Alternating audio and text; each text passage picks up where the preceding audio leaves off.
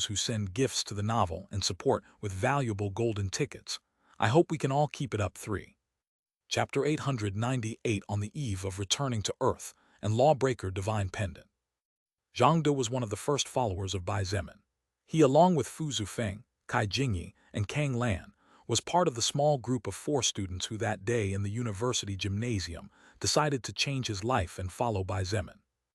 Although Jade was a man of few words, he was an upright and honorable man who kept his word when he made a promise, just like Bai Zemin.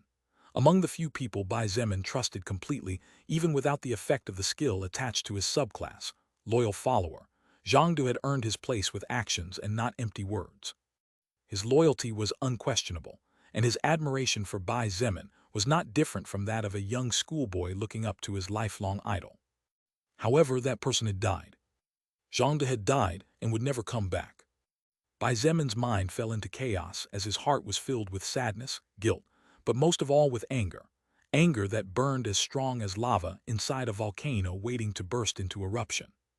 First switch of the skill Blood Berserker's Wrath has been triggered automatically. Pain receptors are blocked. Increase all stats by plus 400 points naturally. Secondary effect, 10% loss of rationality, is weakened by the passive effect of your immovable heart skill. Secondary effect, 10% loss of rationality, is weakened by the effect of your brilliant mind title. The first switch of the skill Blood Berserker's Wrath usually triggered when Bai Zemin's loved ones were threatened. However, in this case it was triggered by Zhang's death. However, that was not all. Third switch of the skill Blood Berserker's Wrath has been triggered automatically. Strength and Mana plus 2000. Secondary effect, 30% loss of rationality, is weakened by the passive effect of your immovable heart skill. Secondary effect, 30% loss of rationality, is weakened by the effect of your brilliant mind title. Current loss of rationality, 18%. Bai Zemin sighed and slowly sat up in bed as he muttered in a tired voice, "How long was I out?" "2 months," Seraphina subconsciously answered. She looked at him hesitantly and asked in a low voice, "Your eyes?" 2 months? Bai Zemin frowned tightly and a flash of guilt shone in his red eyes as he thought in his heart, "I've been away from home for 5 months. Many things happened, even Zhang died. Because of me." If Bai Zemin had returned earlier, Zhang might not have lost his life. If he had been on Earth, a person he considered a friend would not have been killed like a dog. And if he had been on Earth, a mother waiting for her child at home would not be sad when the news of Zhang's death was delivered to her. Bai Zemin gritted his teeth, and his fists clenched so tightly that his knuckles cracked like thunder in the closed room. His eyes widened and his pupils quivered as he stared at a fixed point. "I don't care who it was. I don't care if the other side was right or wrong. I'm going to find them, and I will give them a death worse than that of a dog." Bloodlust has reached its peak. Second activation of God of War's will, God of War's partial possession, goes into immediate effect. Strength plus 800, magic plus 800. Bai Zemin's voice seemed to come from hell itself, and the murderous intent in his eyes was so vicious that Seraphina was scared and no longer dared to look him in the face. Lilith, on the other hand, was even more scared as she could feel Bai Zemin's aura growing stronger and stronger. In just a few seconds from the moment he opened his eyes until now, Bai Zemin had practically become 2 or 3 times more powerful without even using overlap regeneration. "Zemin, what level of wrath?" she asked, afraid to know the answer and praying in her heart that it wasn't the 5th level. "First and third," Bai Zemin replied as he stood up. "First and third," Lilith repeated Bai Zemin's words in a low voice. She finally let out the heavy air she was holding in her lungs as a great wave of relief filled her. "I need to return to Earth as soon as possible." Bai Zemin jumped to his feet and walked to the corner of the room before he began to swiftly put on all of his equipment. What?" Seraphina turned to look at him in panic at his words and couldn't help but stammer. "Why, you just woke up, eh? And I think it would be good if you rest for a few days first. Why your injuries?" "A friend died." Bai Zemin's words interrupted Seraphina, and soon the entire room fell silent. His words remained floating in the air as the clinking sound of the plate armor rang softly each time Bai Zemin made a movement to fit each piece into place. "One of your friends died," Seraphina whispered before lowering her head and clenching her fists tightly. She muttered under her breath, "I'm very sorry for your loss." "Yeah," Bai Zemin replied as his hands continued to work. He was furious, so much so that he hadn't noticed the weariness in Seraphina's eyes and wasn't in the mood at all at the moment. Seraphina didn't blame him and understood how he felt as she had experienced it before every time one of her friends died. The only exception was that she did not blame herself for the death of her friends, as Seraphina was aware that she did not possess the power to change everything. But Bai Zemin was different, because he knew that he did have the power to have been able to prevent Zhang's death, and the mere thought of it made him feel as if a snake was slowly eating his heart. Although Lilith knew it was wrong to feel relieved, she could not help but be glad that the one who died had not reached a level of utmost importance to Bai Zemin. If that had been the case, Then she did not want to think about the consequences, not only in the short term but also in the long term. After fully equipping himself, Bai Zemin looked at Serafina with his red eyes and said in a serious voice, "I'm sorry to disturb you, but could you report the situation to the king? I will leave today on my way back to my world." Serafina nodded weakly and without a word left the room, closing the door softly behind her and walking out like an empty shell. Bai Zemin looked at the outside world from the large window, and his fists clenched as he said with burning fury, "It's because of me. If I had returned earlier, none of this would have happened. A little ant dares to touch my people. I will turn over the rocks and dig underground to bring out the culprit, I swear it."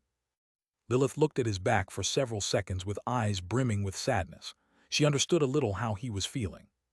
"Zemin, it's not your fault." "It is my fault," he shouted in return. He turned to look at her and shouted again, "How could it not be my fault? It was because of my greed that I am still in this stupid world. If I hadn't aspired to obtain the information and technology of Eventide world, then I would have long since returned to Earth and Zhangde would be alive. Even Queen Helena's death and Ellis' betrayal, everything happened because of my presence in this world."